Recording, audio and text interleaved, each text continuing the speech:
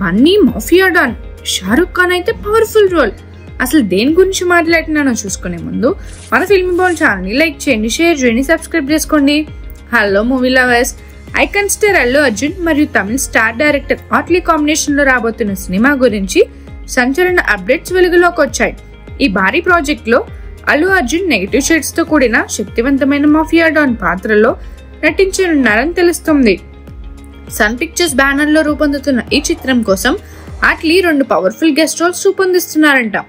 Jailer చిత్రంలో రజనీకాంత్ సరసన శివరాజ్ కుమార్, మోహన్ లాల్ మెరిసినట్టు ఈ సినిమాలో బాలీవుడ్ సూపర్ స్టార్ షారుఖ్ ఖాన్ ఒక కీలక గెస్ట్ రోల్ లో కనిపించే అవకాశం ఉందని సమాచారం. ఈ సినిమా షూటింగ్ త్వరలో ప్రారంభం కానుంది. ఆట్లీ రూపొందించిన ఈ స్క్రిప్ట్ అభిమానుల్లో భారీ అంచనాలు రేకెత్తిస్తుంది. ఆట్లీ మార్క్ యాక్షన్, ఎమోషన్ డ్రామాతో కూడిన ఈ చిత్రం అల్లు అర్జున్ కెరియర్ లో మరో మైలురాయిలుగా నిలవనుందని అభిమానులు ఆశిస్తున్నారు.